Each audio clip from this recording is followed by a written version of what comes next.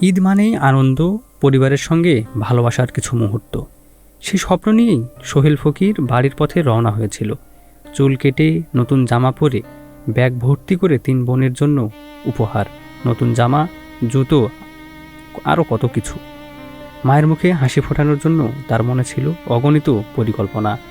ফোনে মাকে আনন্দের সঙ্গে বলেছিল, মা, আমি আসতেছি, এবার আমাদের ঈদটা খুব সুন্দর হবে।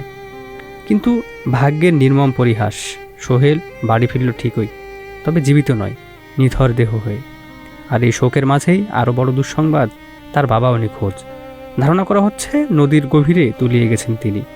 একদিনই একটি পরিবার হারালো তাদের বাবা আর একমাত্র ছেলেকে। ঘরে রয়ে গেল এক অসহায় মা আর 3টি কান্নায় ভেঙে পড়া বোন। যখন সোহেলের বাড়িতে আনা হলো, চারপাশ নিস্তব্ধ হয়ে যায়। তারপর হঠাৎ করেই কান্নায় ভেঙে পড়ে সবাই। মা ছেলের মুখ ধরে চিৎকার করে বলতে থাকেন, ও বাবা সোহেল, ওঠ, তুই তো আইতেছিলি তোর বাবার সঙ্গে, তোর বাবা কই?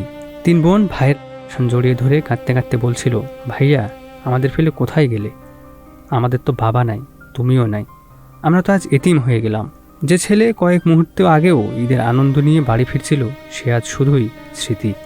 এই ঈদ একটি পরিবারের জন্য আর ঈদ নয়, আনন্দ নয়, এটি রয়ে গেল এক গভীর অশেষ বেদনার নাম হয়ে।